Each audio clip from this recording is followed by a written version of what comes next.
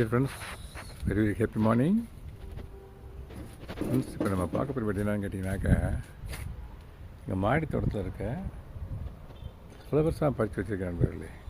ஆமாம், பறித்து வச்சுருக்கேன். ஒரு கண்டெய்னர் எப்போதும் வழக்கமாக உள்ள ஒரு சில்வர் கண்டெய்னர் இந்த இருக்குது நண்பர்களே. இந்த அளவுக்கு பறித்து வச்சுருக்கேன் நண்பர்களே. அது என்னென்ன பூக்கள்ன்றதை சொல்கிறேன் உங்களுக்கு.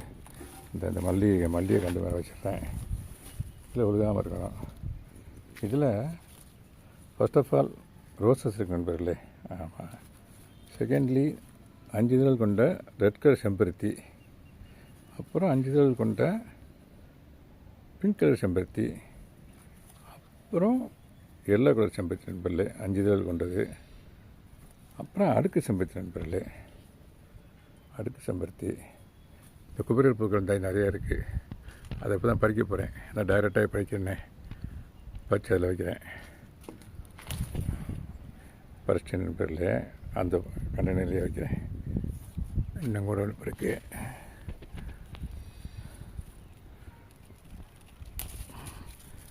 அதையும் பறித்து அதோட வைக்கிறேன் நண்பர்களே. வழக்கமாக இது தான் நண்பர்கள். முதல்ல பிளாஸ்டிக்கில் ஒன்று வச்சுருந்தோம். அது ஒரு இல்லை, இப்போ இது தான். இது ஃப்ளவர்ஸ் பறிக்கிறதுக்குன்னே இந்த கண்டெய்னர் நண்பர்களே. இதை வைக்கிறேன் நண்பர்களே. ஓகே நண்பர்களே. ரோசஸ், டேபிள் ரோசஸ் பாருங்கள், நிறைய இருக்குது நண்பர்களே. இதெல்லாம் ஜாய்ப்பூர் நண்பர்களே. ஈவினிங் பறிப்பான்னு பார்க்குறேன். முட்டை இருக்குது, ஈவினிங் பறிப்பான்னு பார்க்குறேன். ஆனால் ரோசஸ் நண்பர்களே நிறைய ரோசஸ் இருக்குது. இப்போ அதெல்லாம் காட்டியிருப்பேன் நண்பர்களே. அப்புறம்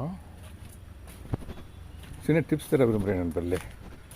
அதாவது ஒரு செடியை பார்த்து அதனுடைய வளர்ச்சியை தெரிஞ்சுக்கலாம் நண்பர்களே. இந்த செம்பருத்தி, அரிசி செம்பருத்தி பறிச்சேன் ரெட் கலரில். அதில் இந்த பாருங்களேன், மொட்டுக்கள் நிறையா இருக்குது. இந்த இருக்குண்ணா மொட்டுக்கள், இந்த இது மொட்டு. இந்த கலர் பாருங்களேன், இது வந்து எவ்வளோ க்ரீனாக இருக்குது. இந்த கலர் பாருங்கள், கொஞ்சம் பழுப்படிச்சிச்சு பார்த்தீங்களா.